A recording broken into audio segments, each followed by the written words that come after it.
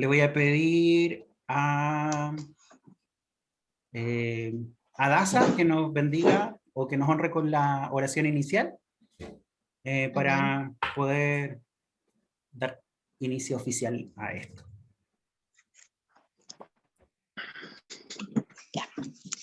Padre amado, en esta hora te damos las gracias por tu gran amor y tu gran misericordia que has tenido para con nosotros.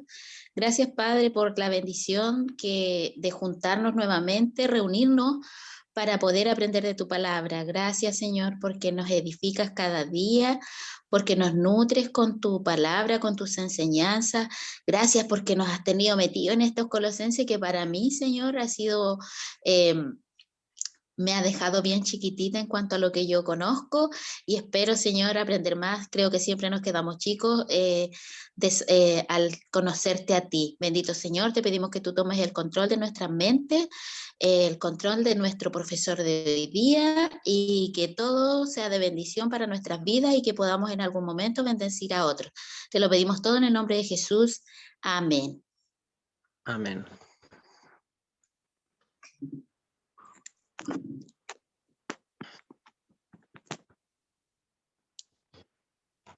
¿Está pegado? Creo que se pegó. Quedó con una cara de santo. Sí.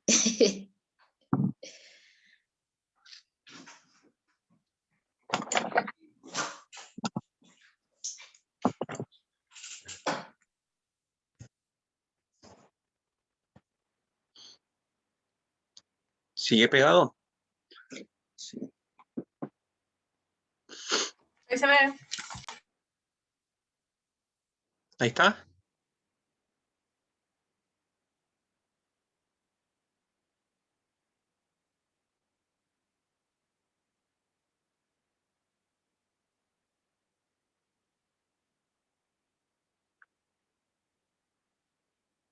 ¿Puedo empezar?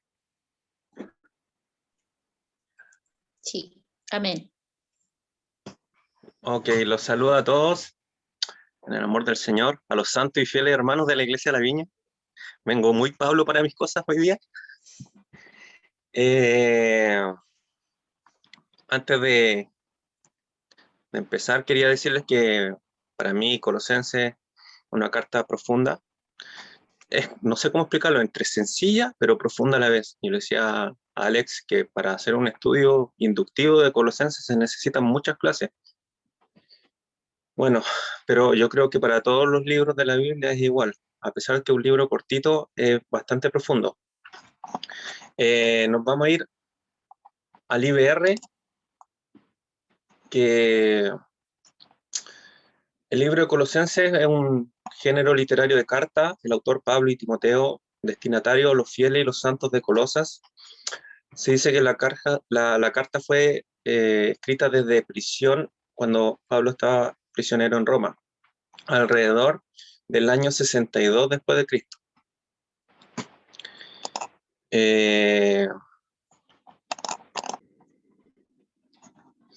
Las temáticas principales del libro todo está centrado en Cristo. Cristo es Dios, Cristo es la cabeza de la iglesia, la unión que nosotros tenemos con Cristo, la nueva familia que somos en Cristo y la herejía de los colosenses. Bueno, en el PowerPoint, no sé si hay las referencias bibliográficas que yo utilicé son bastantes, leí mucho, leí mucho porque todo lo que quería decir quería sacarlos de varias partes y darme cuenta que había una sintonía en todos los autores con respecto a los colosenses. Entonces ahí están toda la bibliografía de la carta. Ya. Contexto histórico.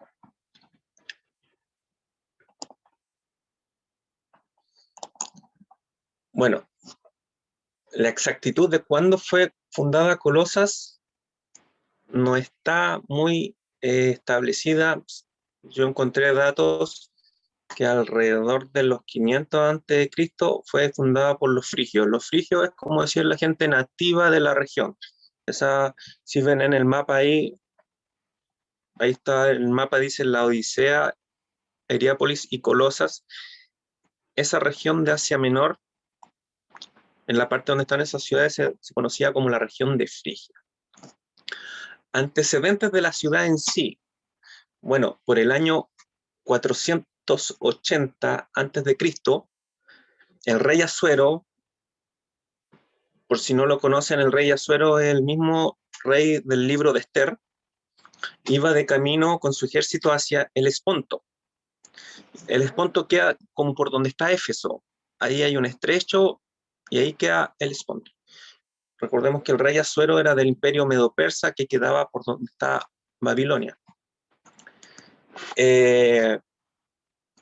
Y tratando de pasar por un terreno más difícil, pasó por la ciudad de Colosas.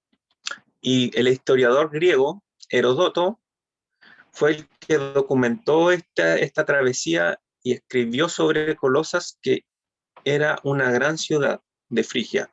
Eso alrededor del 480 a.C. Creo que me gustaría que tomen atención en lo que son los tiempos, porque en ese tiempo era una gran ciudad de Frigia. El 401 a.C., Jenofonte, que era un militar griego, que fue seducido por un nieto del rey Asuero, que quería tomar el imperio, porque era el hijo menor del rey Darío, quería tomar el imperio, el reinado, se lo quería quitar a su hermano, entonces preparó una sublevación, ¿ya? Y quería usurpar el trono. Entonces fue a esta zona a reclutar griegos bajo muchos pretextos y logró reunir 10.000 griegos, entre ellos estaba Jenofonte. Y él en su libro Anabasis dice que Colosas era una ciudad próspera, grande y que ya estaba habitada por el año 401 a.C. Bueno, ¿dónde estaba ubicada esta ciudad? Entre Éfeso y Colosas hay aproximadamente 180 kilómetros. Estaba al este de Éfeso, estaba en un valle. Parecido, es bien parecido como si Puerto Montt, el Monte Cadmo como un monte de la altura del volcán Osorno. Es como si el volcán Osorno hubiese estado donde está ubicado el volcán Calbuco. Y esa es más o menos la distancia que había entre ese monte y Colosas. Más o menos era así la geografía. Estaba ubicado en un valle y la ubicación también hay que ponerle mucha importancia a esto porque era un cordón volcánico montañoso. Esto hacía que hubiera muchos movimientos sísmicos en la zona,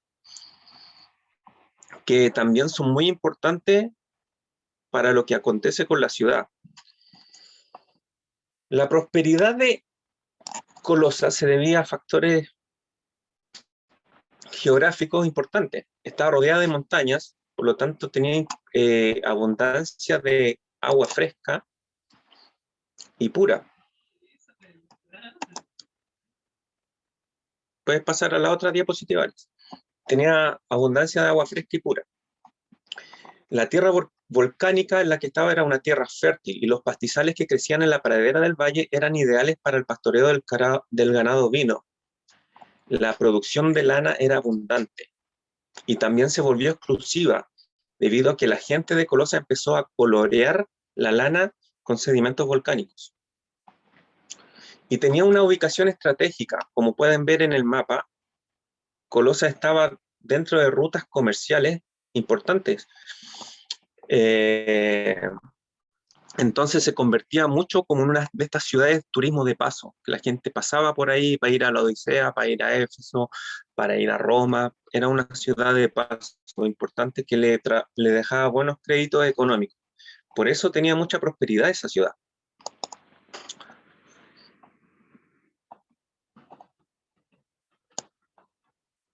La población de Colosas.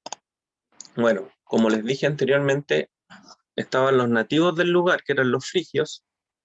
también quedó una importante población de medos persas, producto de las invasiones medo-persas que tuvieron lugar durante el imperio aqueménida, que finalizó en el 330 a.C. Después de ese imperio vino el periodo helenístico. No sé si conocen al Alejandro Magno, que helenizó toda la zona, llenando de griegos, y después de eso, bueno, Antíoco II el Grande también era parte del imperio helenístico y desplazó alrededor de 2000 familias judías desde la región de Mesopotamia a la región de Frigia. Entonces ya tenemos frigios, tenemos medo y persas, tenemos griegos y tenemos judíos en la región.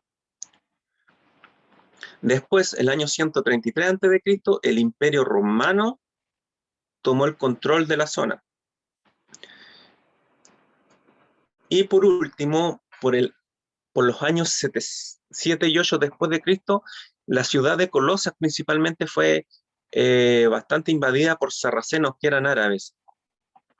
Entonces, por eso pudimos concluir que era una ciudad bastante cosmopolita, tenía varias nacionalidades dentro de la ciudad, que influyen mucho en todo lo que era la religión del lugar.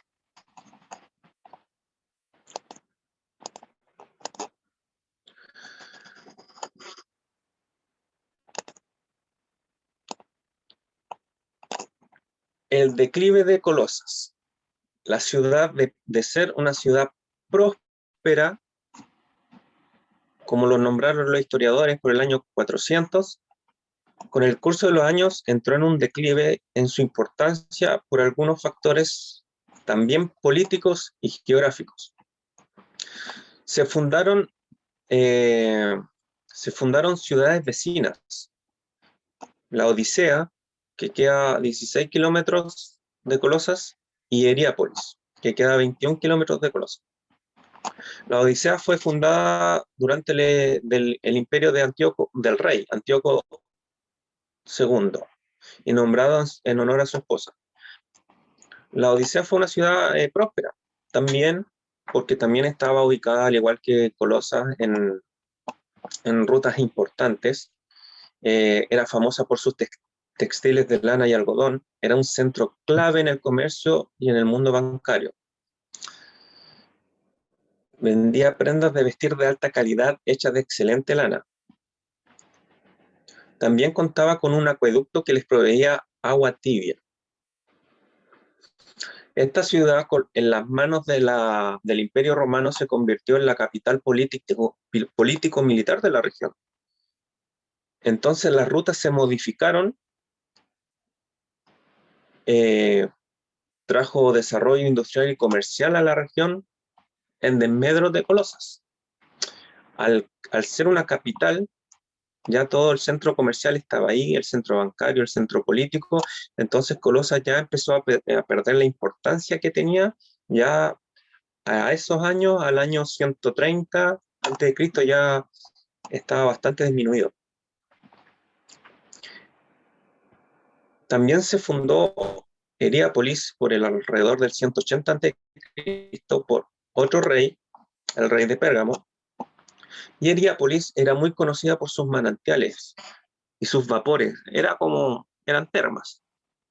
Ustedes saben que las termas se ocupan para la salud, etcétera. Entonces, eso fue importante para esa ciudad porque atrajo muchas personas, entre ellas judíos. Además, tenían muchos templos. Era un centro, aparte de salud, de adoración a divinidades. Entonces, toda la gente de Colosas empezó a emigrar a Heriápolis y a la Odisea. Por ejemplo, uno de los lamentos talmudistas dicen que los vinos y los baños de Frigia han separado a las 10 tribus de Israel. Los judíos, si bien es cierto, estaban en la región de Frigia, pero también los judíos empezaron a emigrar al ver ¿cómo se llama? el desarrollo mayor que tenían las ciudades vecinas a Colosas. Como yo les dije delante, los sarracenos empezaron a invadir Colosas. El año 17 después de Cristo sucedió un gran terremoto que perjudicó enormemente ya a la que ya estaba alicaída Colosas, y no tanto a sus ciudades vecinas. ¿Por qué? Porque eran más ricas. Entonces tuvieron cómo sobreponerse a ese terremoto, con dificultad, pero pudieron. Colosas no tanto. Y bueno, hay un devastador terremoto que se menciona en los años 60-61, alrededor de cuando se fue escrita Colosas, y un erudito, el sueco Bo Reikes, después yo todos estos apuntes que tomé, yo se los puedo enviar a Alex, y Alex los puede repartir. Si están tomando apuntes como locos, aquí yo tengo toda la información y se los puedo enviar. El erudito bíblico dice que después del terremoto del 60-61, no hay referencias ni cristianas de la época, ni gentiles, de que Colosas haya sido reconstruido. Entonces, el fin de Colosas fue su destrucción, bueno, ahí y saqué un pantallazo a Google Maps. Esa era la zona más o menos donde estaba ubicada Colosas. Y si se pueden ver, está rodeada de verde. Entonces sí era una ciudad muy próspera, fértil, pero lamentablemente sucumbió. Ahí hice un mapa más grande después y le hice el puntito rojito donde estaba Colosas. Ya. ¿Dónde voy? Que me perdí. La iglesia. La iglesia de Colosas. Bueno. Se dice que la fundó Epafras. ¿Por qué? Por lo que se menciona de Epafras en Colosenses 1, del 7 al 8,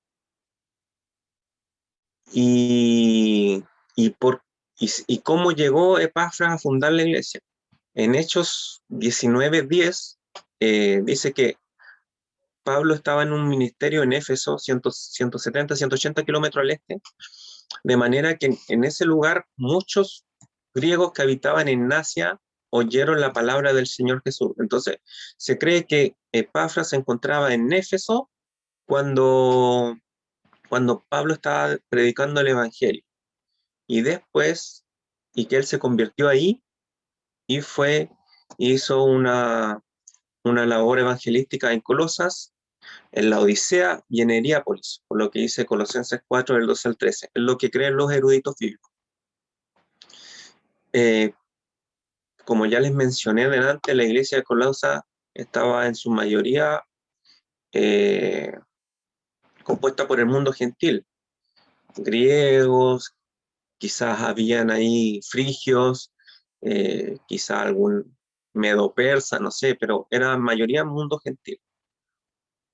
¿Por qué no tanto judíos? Porque los judíos son celosos de su religión. Era bastante difícil que ellos se abrieran a una nueva enseñanza, como lo explica Pablo en muchas cartas. Ya, por lo mismo que dice la carta también, Filemón, Apía, Arquipo y Onésimo eran miembros de la iglesia de Colosas. Se cree que la iglesia se reunía en la casa de Filemón.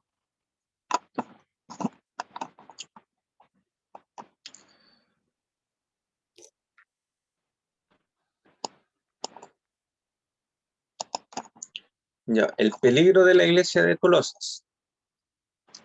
¿Cuál es el peligro de la iglesia de Colosas? Por lo que leímos en Colosenses. Era recaer en el paganismo gentil, con toda la inmoralidad que venía con ese paganismo. Yo, al estar leyendo sobre el paganismo que había en ese tiempo, era un revoltijo de muchas deidades. Por ejemplo, por nombrar algunas, Cibeles, que era, y son importantes las palabras que están o que describían la adoración a Cibeles. Cibele era una diosa griega de Frigia, originalmente de Frigia, que era la madre tierra. Era una, miren las palabras que se usan, deidad de vida. En sus ritos sacrificaban toros y bebían su sangre. Sabacio era un dios de la luz y las tinieblas, de vida y muerte. Por eso, interesante, Pablo, el lenguaje que utiliza en la carta a los Colosenses, porque repasa todos estos conceptos. Sabacio era un dios de luz y tinieblas, de vida y muerte, salvador y dador de vida eterna. Era conocido como el Padre del Cielo. Men, un dios lunar, adorado principalmente en las zonas de Lidia y de Frigia. No se sabe mucho de su origen, pero puede ser de origen persa. Las invasiones persas que le nombré delante. Serapis, una deidad sincrética greco-egipcia. ¿Qué tienen que ver los egipcios? Como les comenté, delante estuvo el imperio, el periodo helenístico. Alejandro Magno conquistó hasta Egipto, después el imperio romano que conquistó hasta Egipto. Entonces todas esas cosas, empezó a haber un sincretismo de religiones. Y eso es por nombrar algunos dioses. ¿En qué consistían las adoraciones a esos dioses? Prácticas sexuales, autoflagelación, consumo de bebidas embriagantes. Eso es lo que eran las adoraciones a esas divinidades y lo que justamente Pablo menciona en su carta a los Colosenses.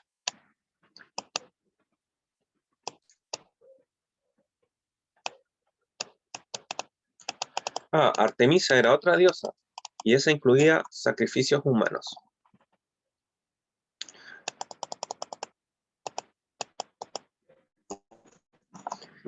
En vista de todas estas cosas, podemos entender que la repetida exhortación de Pablo a los colosenses que debían continuar en su fe recientemente adquirida y que no debían moverse del evangelio que recientemente habían recibido. No debían volver a sus malas obras, más bien debían hacer morir tales cosas como la inmoralidad, impureza, pasiones, deseos malvados, avidez, malicia, calumnias, palabras vergonzosas y decir mentiras. O sea, uno de los peligros de la iglesia de Colosenses era recaer en el paganismo gentil y su inmoralidad. El otro peligro era la llamada herejía de Colosas, que el concepto así en sí no existe en la Biblia, pero los estudiosos la llamaron así. La herejía de Colosas, que consistía en una filosofía falsa, hueca, un ceremonialismo judío, una adoración de ángeles y un ascetismo.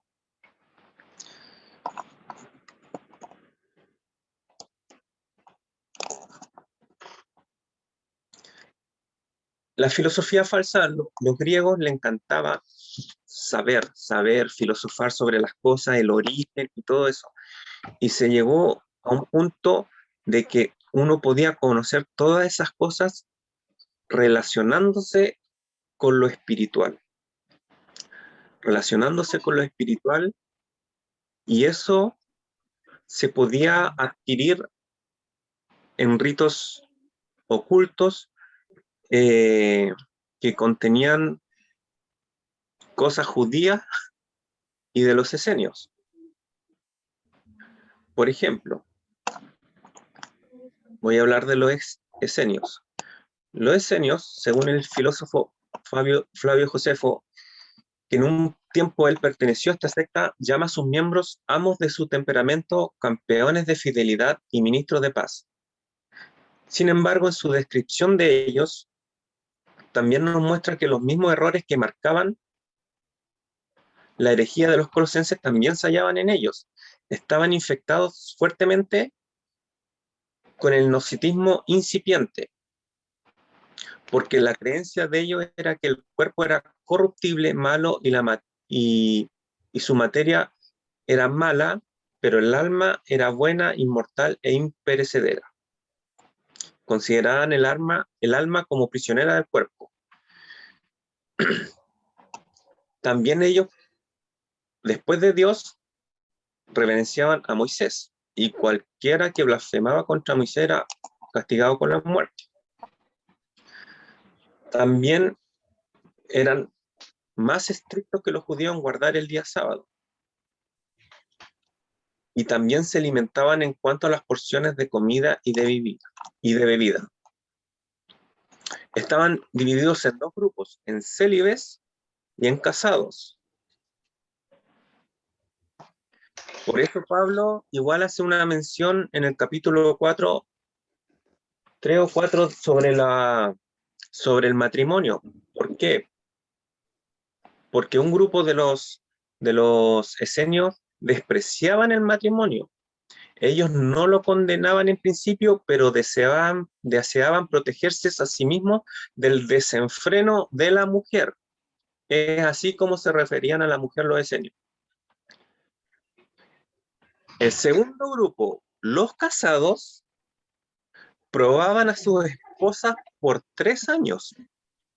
Antes de que sean su esposa, ok, te pruebo por 3 años y ahí vemos. Entonces, por eso a nosotros puede parecer gracioso, pero así era. Y por eso Pablo les pide a los casados que amen a sus mujeres, porque según los esenios había que despreciarlas.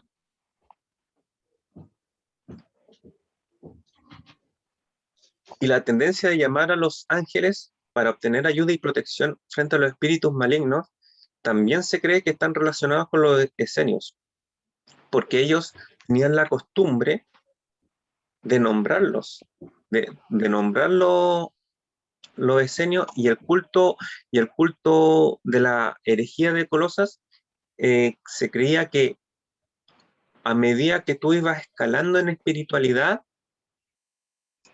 a través de la adoración, o sea, que tú podías escalar en espiritualidad a través de la adoración de los ángeles, que Jesús no era el mediador, porque como lo vimos anteriormente, la materia era mala, por lo tanto Jesús no podía ser un ser divino, porque vivió en un cuerpo humano, entonces no podía ser divino, era malo, por eso lo renegaban, y a través de que iban escalando en su conocimiento espiritual, iban alcanzando etapas de ángeles, y cada etapa de ángel lo llevaba a otro hasta que finalmente podían alcanzar a Dios. Por eso adoraban a los ángeles.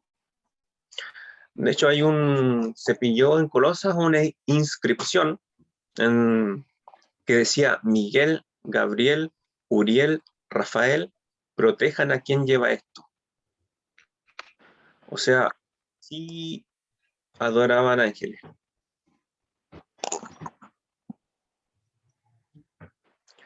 Bueno,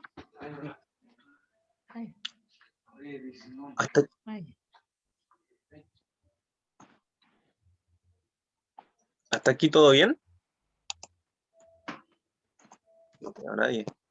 Todo ¿Todo bien, bien? sí. Háganme con un... Todo bien, ¿Sí? sí. Sí, Ya. Les recuerdo que más rápido. yo tengo todo lo que les he dicho, lo tengo escrito y se los puedo enviar sin problema. ¿Ya? Todo bien, amigo. Bueno. ¿Para qué les voy a decir que yo soy muy bacán? No lo soy. Así que lo que le voy a decir ahora lo saqué textual porque me pareció totalmente impresionante. Como les dije, Pablo en su carta después de todo lo que yo les dije sobre esta herejía y enseñanza, Pablo, en vez de refutar falsas enseñanzas punto a punto, el apóstol Pablo muestra que todas las cosas se cumplen en la persona de Jesucristo. Él enfatiza que toda la sabiduría, todo el entendimiento espiritual se encuentran en Jesús, que nos redimió y tiene autoridad sobre todas las cosas. Eso lo saqué de la Biblia Estudio, palabra clave. Aquí otra.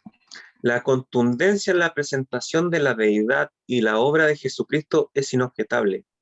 Él es la imagen misma de Dios, el primogénito, el creador de todo lo que está en los cielos y en la tierra.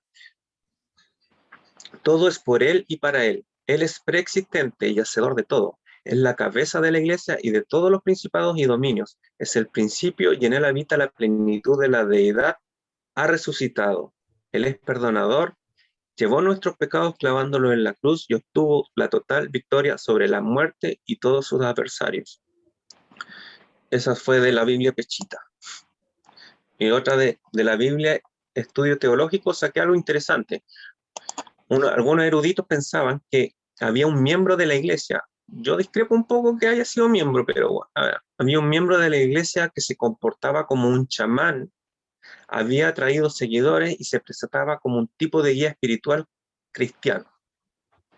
Quizás este individuo afirmaba tener una visión superior del mundo espiritual y aconsejaba a los cristianos colosenses que practicaran ciertos ritos, tabúes y rituales a modo de protección contra los espíritus malignos y para librarse de las aflicciones. Cuando Pablo conoce la influencia de esta enseñanza, que devaluaba a Cristo y no apreciaba la nueva identidad de los creyentes en Cristo, escribe esta epístola de advertencia y de aliento. No minimiza la amenaza que representan las fuerzas demoníacas, pero recalca la supremacía de Cristo sobre todos los poderes y afirma la unidad de los cristianos con el Cristo exaltado, lo cual implica que participan de su poder y su autoridad. Pablo también aprovecha de alentar a estos creyentes a continuar la batalla contra el pecado, buscar la santidad en Cristo y aprender a vivir como hogares distintivamente cristianos y así avanzar hacia la madurez con Cristo.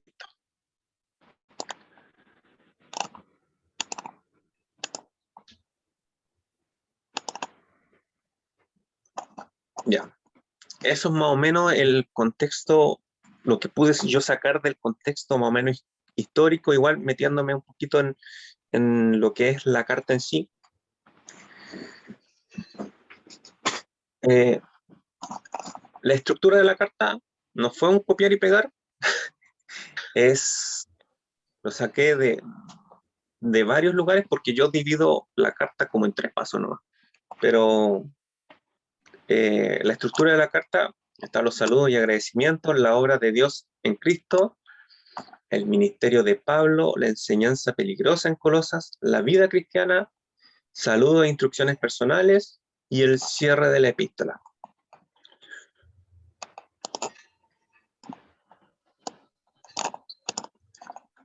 Ya.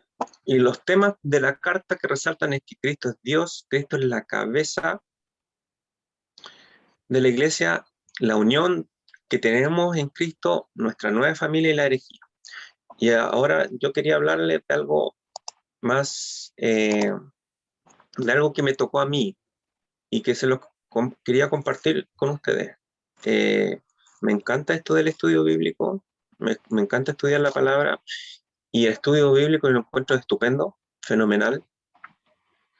Yo siempre leía la Biblia y decía, ¿qué es lo que tiene Dios para mí?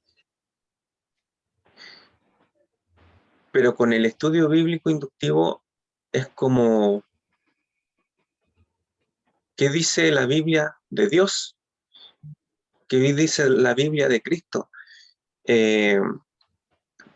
Yo en la diapositiva, justamente esa temática de la carta que tenía Alex ahí, esa diapositiva.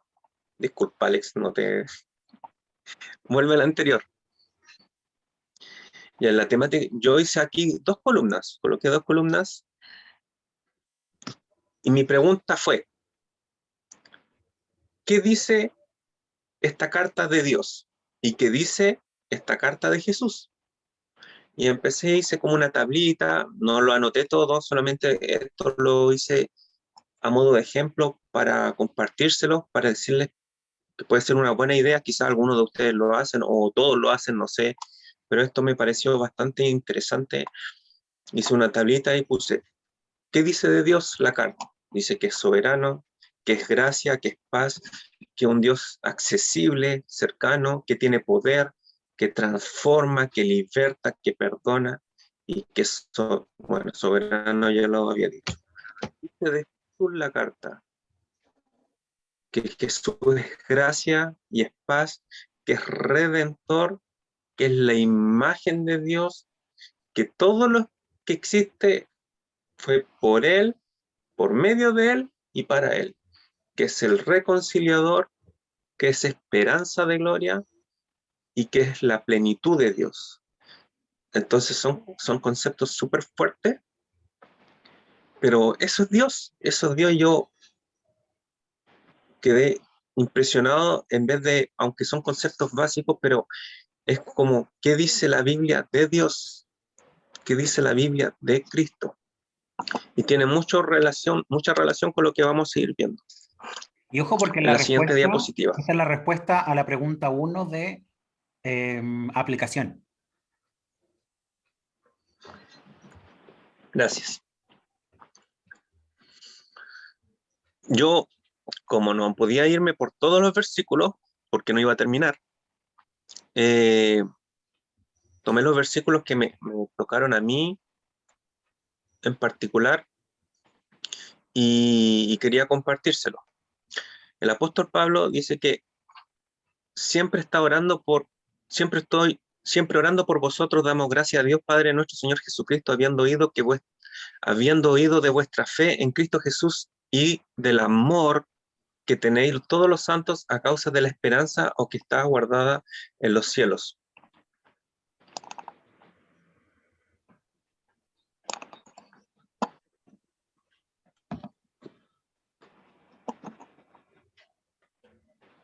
El amor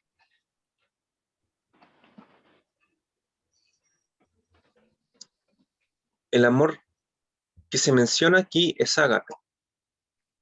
Es el amor derramado en el creyente por el Espíritu Santo.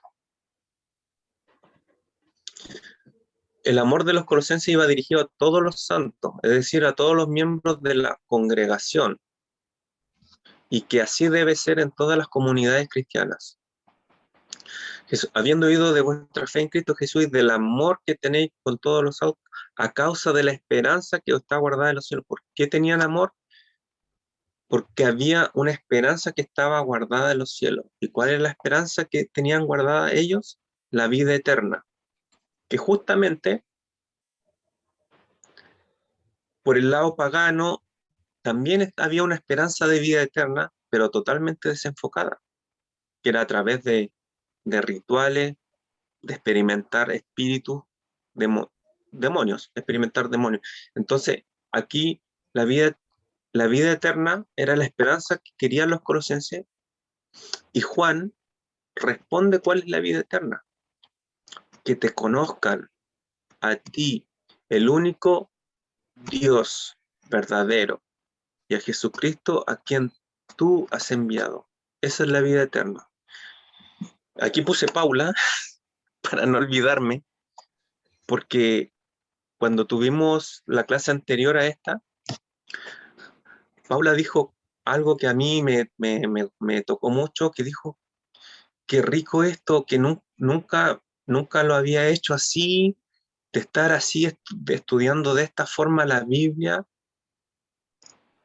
y me gocé mucho porque eso es producto solamente del Espíritu Santo, el Espíritu Santo derramando gozo, amor, era el Espíritu Santo derramando gozo y amor en Paula, para que Paula dijera esas cosas.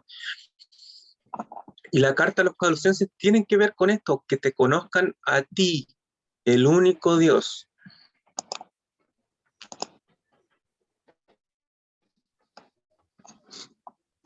Ya, para seguir el hilo, la siguiente diapositiva, amigo.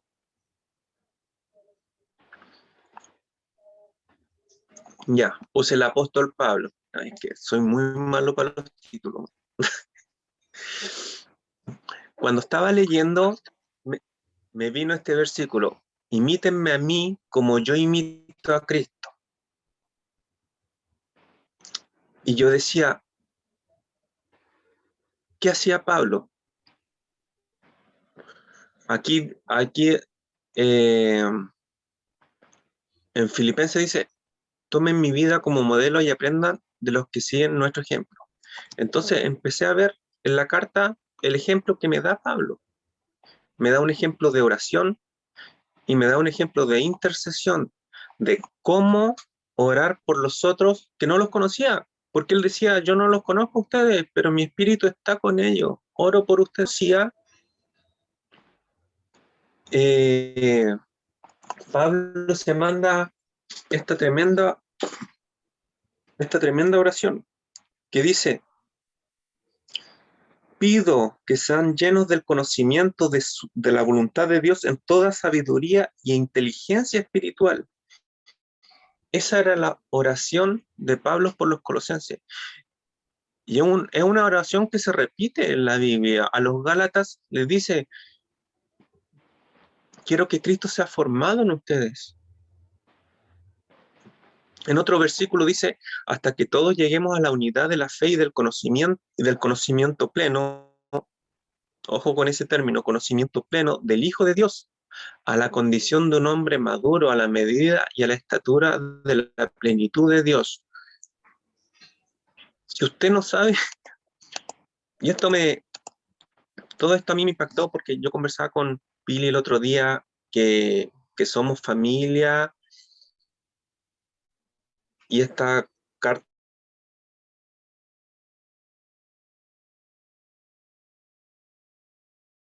me impactó mucho y como que yo decía, no tengo como nada de cristiano, pero el Señor me trajo a la memoria cosas, y una de las cosas que me trajo fue, yo con Alex tenemos una amistad,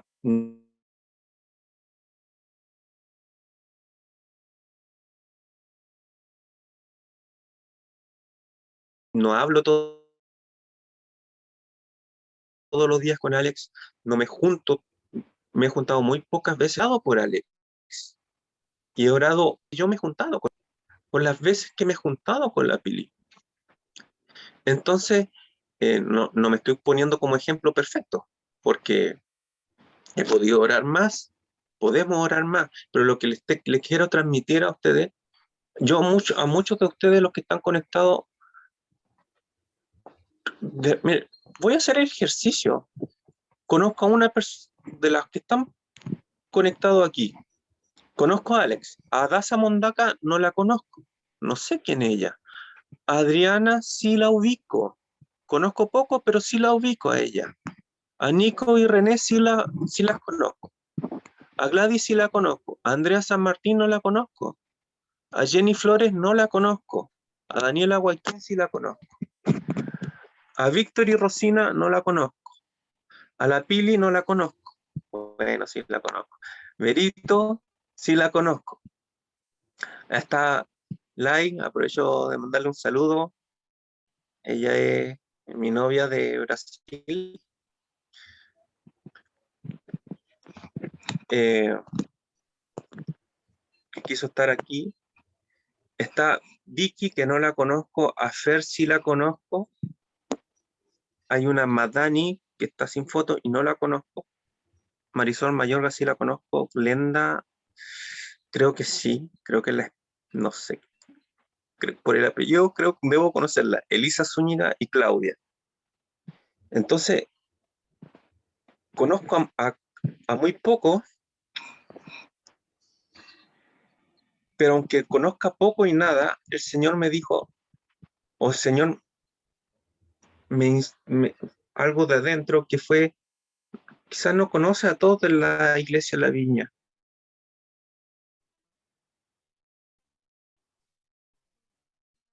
pero ora por ellos. Pero si no los conozco, qué le voy a pedir, Señor? Que no sé, que los... No es cuando Jesús ora, la oración así,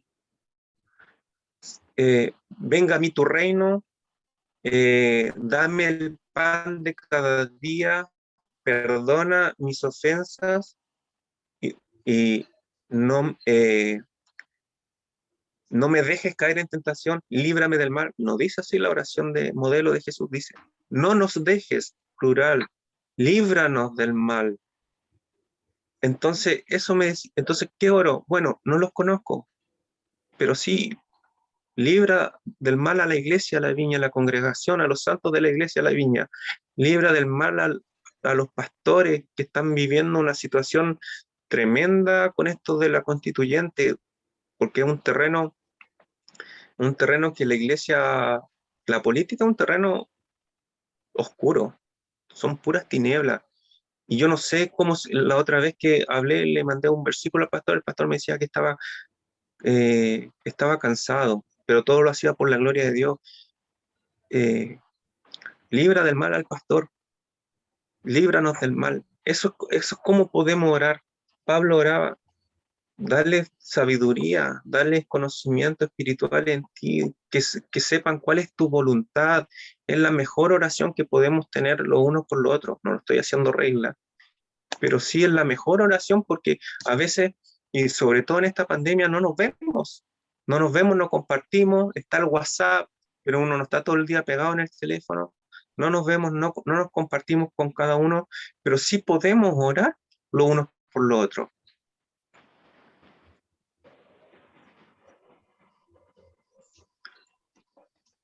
No escucho a Nico, ¿qué decir algo, Nicos? No, es que yo no manejo el...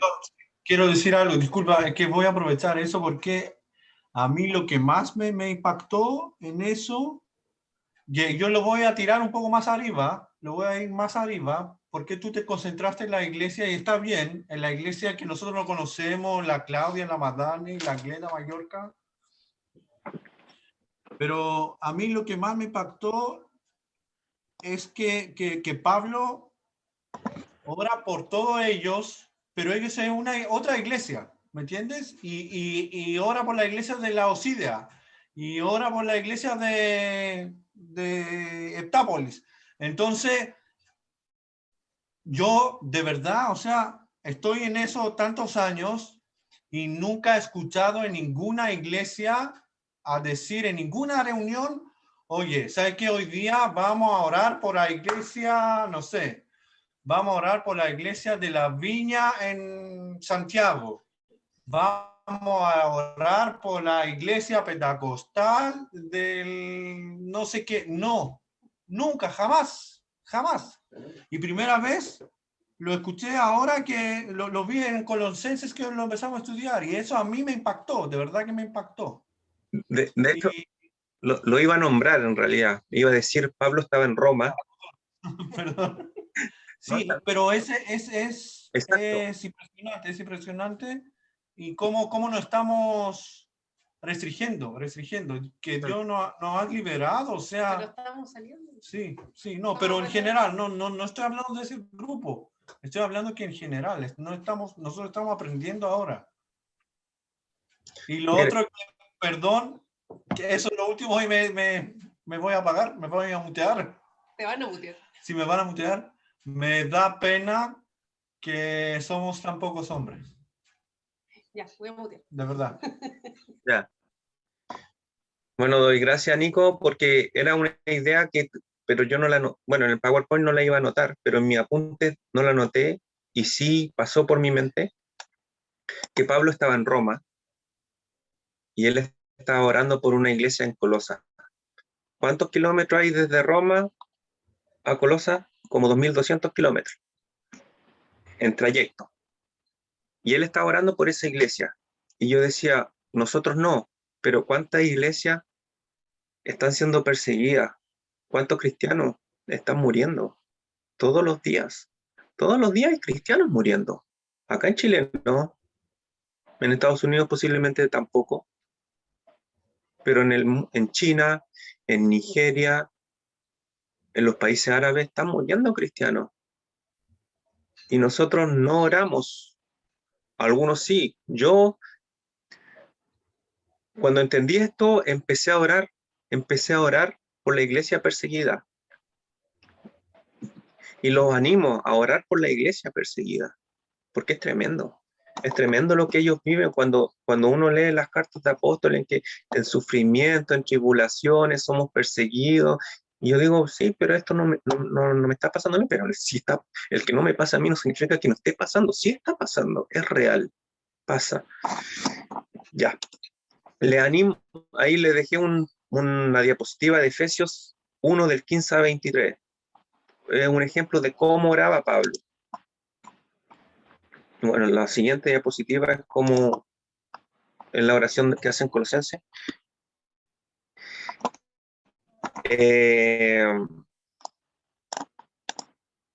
Ya. El otro versículo que me llamó y encuentro que es un versículo clave, que ojalá sea clave para todos, como lo sentí yo. Pablo pedía que seamos llenos del conocimiento de su voluntad en toda sabiduría e inteligencia espiritual. Ok, Alex. Pedir que seáis llenos del conocimiento espiritual, del conocimiento de su voluntad, en toda sabiduría e inteligencia espiritual. Me voy a apurar un poquito, voy a omitir esto que viene del griego, etc.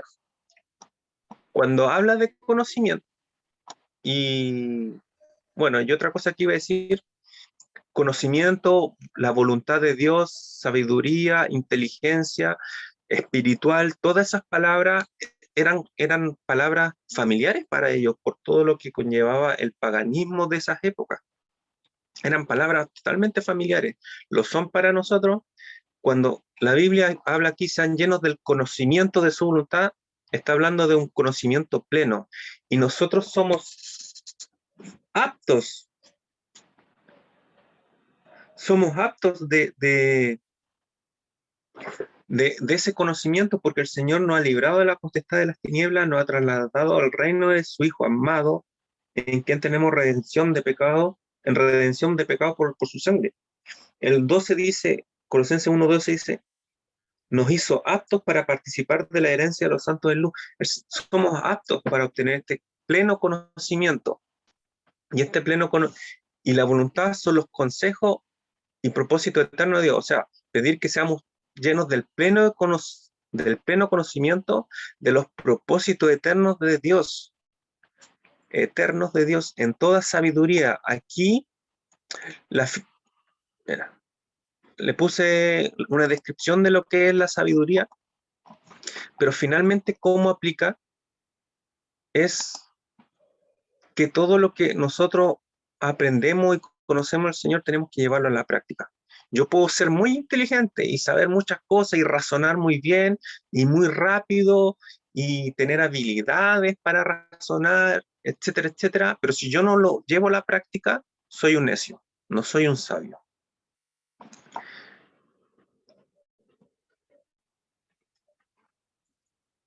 Yo la sabiduría habito con la prudencia y he hallado conocimiento. Proverbios 8:12. La inteligencia aplicada a este versículo es el discernimiento y el entendimiento, entender las cosas del Señor, discernirlas sabiamente para poder aplicarlo.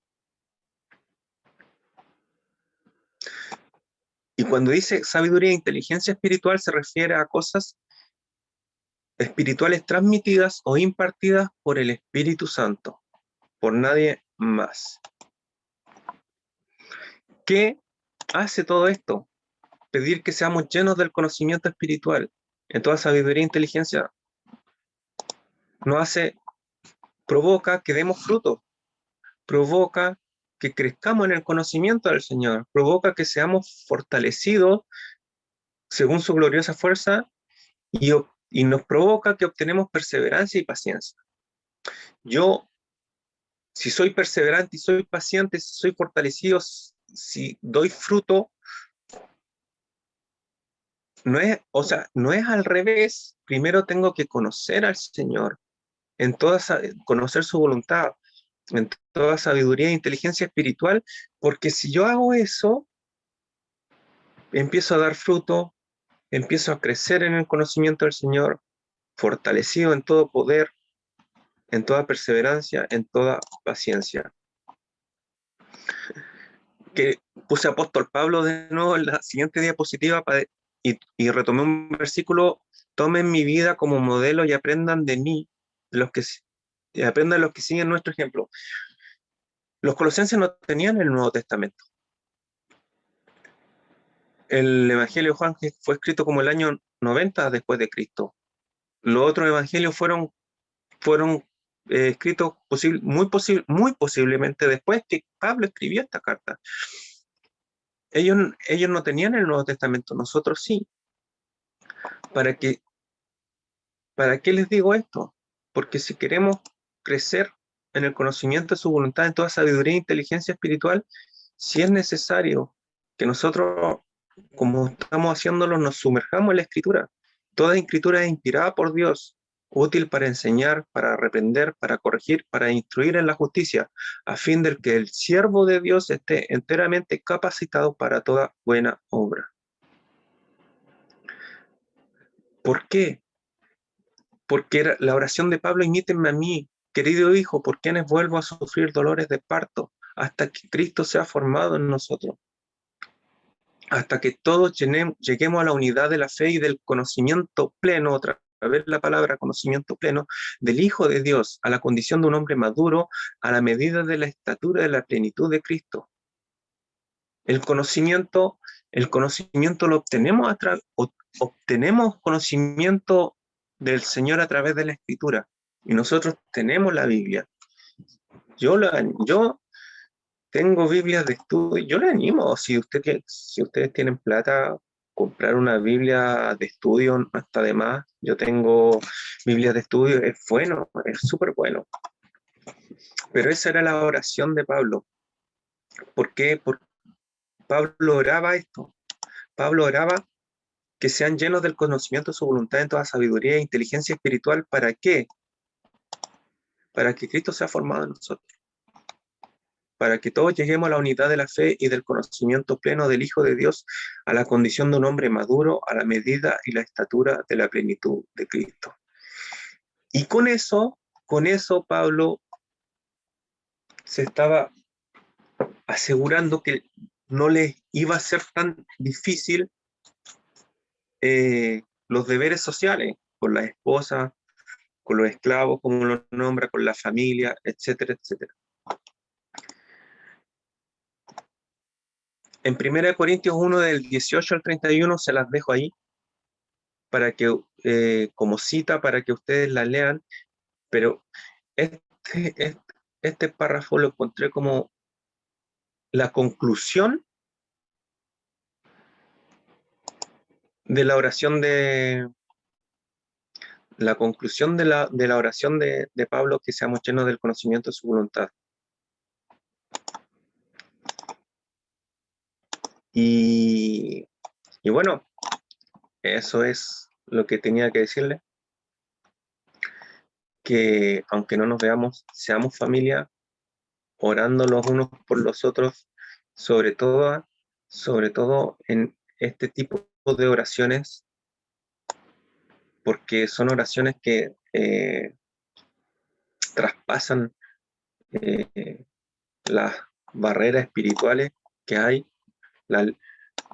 El Señor dice que no tenemos lucha contra carne ni sangre, sino con principados y potestades, que las nombra también en Colosenses Pablo. Y eso, oraciones poderosas vendrían siendo que conozcamos al Señor, que tus hijos tengan hambre por el Señor, que el Señor nos dé hambre por Él, por buscarle, por conocerle. Y eso, queridos, amados santos de la Iglesia La Viña, es lo que ahora vienen las preguntas de interpretación y aplicación, que creo que las va a hacer tú, Alex. Sí, amigo, muchas gracias por la explicación. Le damos un aplauso ahí virtual con la aplicación de Zoom que nos da la posibilidad de hacerlo. Vamos a pasar de inmediato al trabajo en grupos.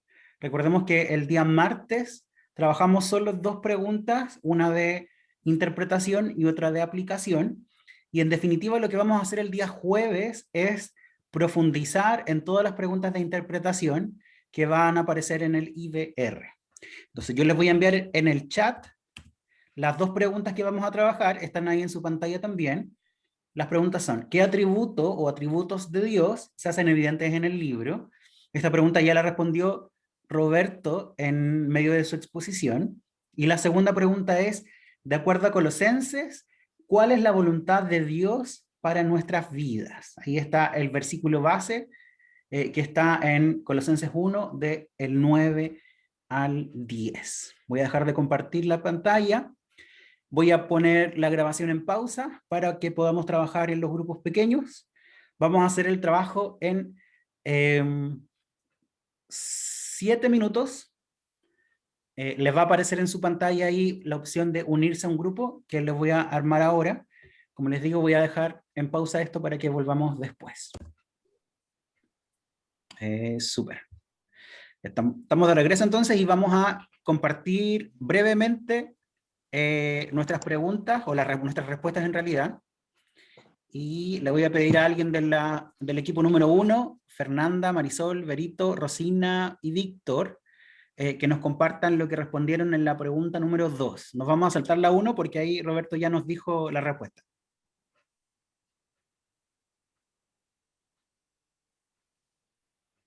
¿Me escuchan?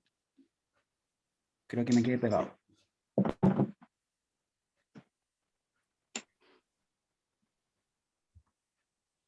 Hola, hola, ¿me escuchan?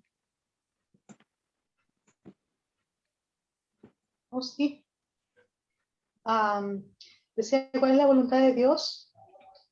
Y bueno, fue como prácticamente escribimos literal lo que dice el versículo, pero era como que seamos llenos, o sea, que conozcamos a Dios tan profundamente que seamos llenos de como inteligencia espiritual, o sea, de conocer a Dios, pero como para que andemos como es digno del Señor. Y agradándole en todo, y que, bueno, a través de ese conocimiento de Dios y de ese como cumplir lo que Dios nos está enseñando, llevar fruto. Así como eso. Súper. Es como bien parafraseado. Ajá. Sí, la idea es que cuando les toque a ustedes trabajar de manera ¿Está bien? personal, ¿Así como explicó? O el versículo tal como lo escribimos así. no, que sean más específicos. Que, por ejemplo, cuando dice, porque claro, efectivamente está súper literal, y la pregunta también está dirigida a que sea literal, pero la intención es que Ok. desarrollen un poco más el tema y que digan, por ejemplo, qué significa realmente vivir de manera digna, o qué significa dar fruto, o qué significa crecer en el conocimiento de Dios. Que no se quede solo como conocer a Dios, como qué significa Ok. conocer a Dios. ¿Ya? Eso es para cuando trabajen el IBR de manera personal, y cuando lo trabajemos el jueves también vamos a hacer eso Ahí mismo. súper pegado, Ale. Estoy- Se Se escucha escucha como mal, robot. Alex. Por ahí mejor? Estás robótico. ¿Se arregló un poquito?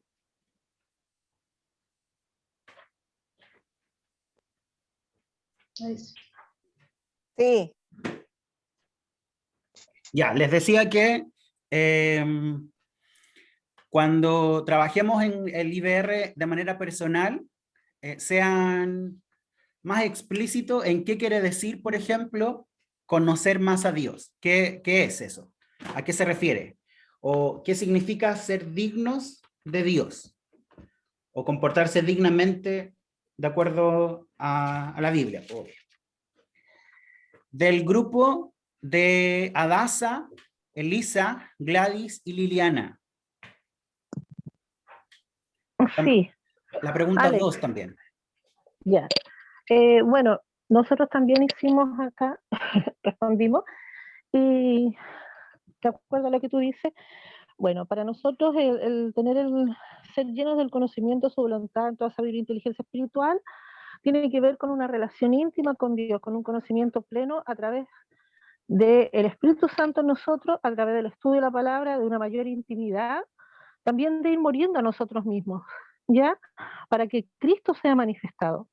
Mientras más de Cristo en nosotros, nosotros vamos a poder andar más dignamente como el Señor quiere. Vamos a llevar fruto porque no vamos a ser nosotros, va a ser la manifestación de Cristo en nuestras vidas. Y a través de esto también somos fortalecidos con todo poder, conforme a la potencia de su gloria, ya por lo mismo, por lo que te decía, o sea, mayor intimidad, como dice su palabra, que nosotros vamos mirando como en un espejo y vamos siendo transformados de gloria en gloria como a la misma imagen. Entonces, mientras pasemos más tiempo con el Señor, mientras estudiemos la palabra, que queramos conocerlo más, solo se va a ir produciendo este cambio y va a ser fácil dar fruto. Va a ser fácil porque no va a ser algo forzado, sino que va a ser Cristo fluyendo en nosotros. Eso es como a grosso modo. Súper. Muy bien, Elisa y su grupo. También la pregunta número 2, el grupo de Daniela, Glenda, Pili y Vicky. Nosotros llegamos más o menos también a la misma conclusión, los mismos versículos, y que en la parte donde dice que seáis llenos de conocimiento de su voluntad en toda sabiduría e inteligencia espiritual.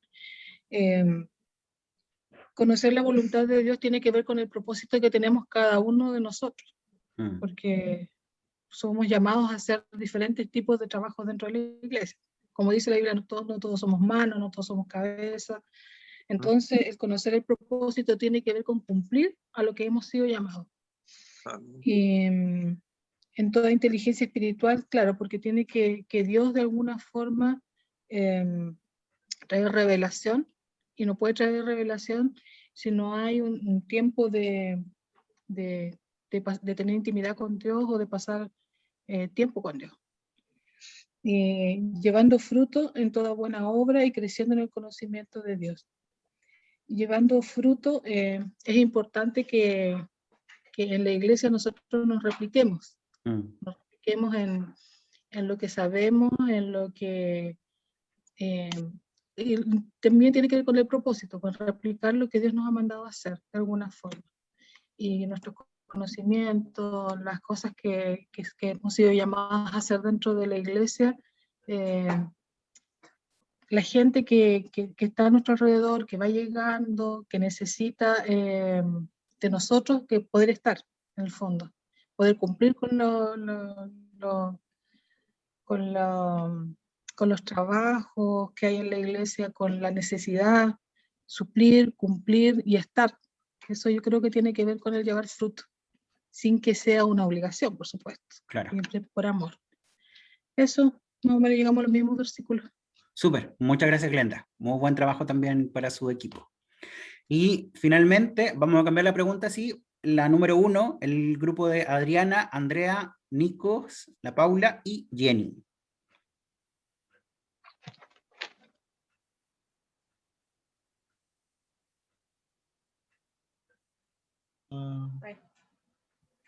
Bueno, esa casi no la vimos porque como le copiamos Roberto. a Roberto, nos dedicamos a ver los otros versículos, pero tampoco lo hicimos, el tiempo nos alcanzó, no como para irnos en la profunda. Pero entonces la número 2 y lo que alcanzaron a revisar de la número 2. Ya, la número 2, la Jenny. ¿Cómo empezamos? Empieza, como dijo, empieza con conocimiento y termina en conocimiento. Buena. Entonces, claro, entonces uno puede ver que como una cascada, para empezar en una cascada, una cosa trae el otro, empieza con conocimiento y termina con conocimiento, y es un crecimiento continuo. No termina. Claro, el conocimiento no termina. Y yo algo que quería, mirándolo ahora últimamente, o sea, fijándome ahora, es que empieza, que dice, pedimos a Dios. Entonces uno tiene que pedir. Hay que pedir, no hay otra forma. Tienes que pedir. Hay que estar conectado. Hay que pedir a Dios, o sea, no hay otra forma, tienes que pedir. Tienes que pedir, dicen los versículos, pide, toca la puerta, pide comida y Dios te va a dar. Si tú no pides, no vas a poder hacer nada. Primero Súper. hay que empezar desde eso, pedir y crecer, cada rato crecer, y eso crecimiento te va a dar la fruto en la obra del Señor, en la obra del Espíritu Santo, va a poder conocer la voluntad de Dios, pero tienes que pedir y estar todo el rato ahí con Él. Orar sin cesar. Orar sin cesar en realidad, sí, sí. Para Muy poder buenas crecer y conclusiones. madurar y llegar a la estructura de un hombre maduro. Perfecto. Eso. Súper bien. Felicitaciones también a ese grupo. Damos por finalizada la clase del día de hoy. Les voy a mandar a su correo la sesión grabada, el PPT que usó Roberto y los apuntes que él también usó para dar su clase, junto con el IBR de Colosenses, que se entrega antes del día martes que viene. Y el día jueves vamos a trabajar solo las preguntas de interpretación y aplicación del IBR. Vamos a hacer algo similar a lo que acabamos de hacer ahora en los grupos pequeños, pero obviamente con más tiempo, con más profundización, para poder compartir nuestras conclusiones. Además de eso, la siguiente tarea es ver los videos de Romanos. Son 2 videos de Romanos, duran 9 minutos cada uno, y vamos a hacer también código de colores de Romanos, pero no vamos a hacer todos los capítulos. Vamos a hacer solo 4 capítulos, y esos 4 capítulos ustedes los escogen. Obviamente ahí oran. Les recomiendo que lean la carta completa, y una vez que hayan leído la carta completa, escojan 4 capítulos para hacer el código de colores. Por favor, no escojan el que sea más corto, sino que el que ustedes sienten que Dios les está hablando más en esos capítulos. ¿Dudas, preguntas?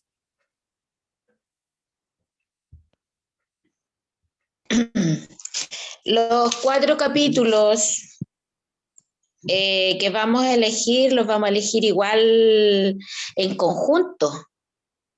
No, de manera personal. Tú escoges tus 4 capítulos. Cada uno. Cada uno escoge 4 capítulos. Ok. Los que quieran hacer el libro completo lo pueden hacer también. Ya. No, yo no tengo ninguna duda, pero quería agradecer a Roberto, a Alex, a todos que están acá. Y de verdad estoy muy contento y feliz de lo que estamos haciendo.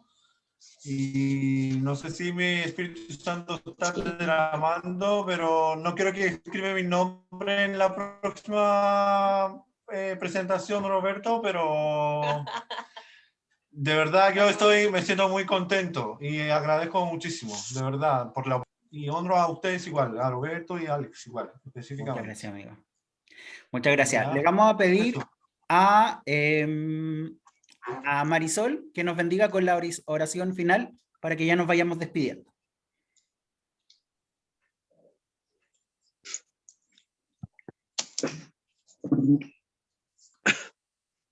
Estoy en mute, Mari. Está silenciada, amiga. Perdón, ahí sí. Jesús, te damos gracias porque eres bueno. Realmente eres bueno. Hoy día estamos conociendo tus atributos que han quedado destacados y te agradecemos por tu bondad infinita, por permitirnos este tiempo para profundizar, para conocer de una forma efectiva como lo que tú quieres hablarnos siempre. Te doy gracias por Alex, por su corazón de querer transmitir lo que él ha recibido de gracia, como dice tu palabra. Te doy gracias por su corazón de querer transmitir y no guardar para él simplemente. Te doy gracias por eso y permite que este tiempo podamos caminar juntos en ver tu palabra en un contexto general y sobre todo que lo que tú quieras hablarnos podamos aplicarnos. Yo sé que tú jamás nos vas a demandar como de la luz que hemos recibido, solamente tú nos vas a pedir cuentas de lo que tú nos has hablado y nosotros debemos hacer como caso, debemos tomar en cuenta. Tú siempre nos demandas solamente de la luz que nosotros tenemos. lo que hemos aprendido, de lo que tú nos has hablado y de lo que debemos ser como obedientes. Así que te pido que en este tiempo tú prepares nuestro corazón, guardes nuestras emociones, en todo lo que respecta a estudiar tu palabra. Bendice a cada uno, bendice a nuestros pastores que están presentes en cada momento, sobre todo por este tema tan complicado. Te pido que levantes los brazos de aquellos que están como decaídos. Te pido que sanes a los que están enfermos, a nuestras familias enfermas y sobre todo en este tiempo se cumpla tu palabra en ellos, Señor. Gracias, gracias, gracias por guardarnos y cuidarnos y porque hasta aquí nos has bendecido. Gracias, papito. Amén.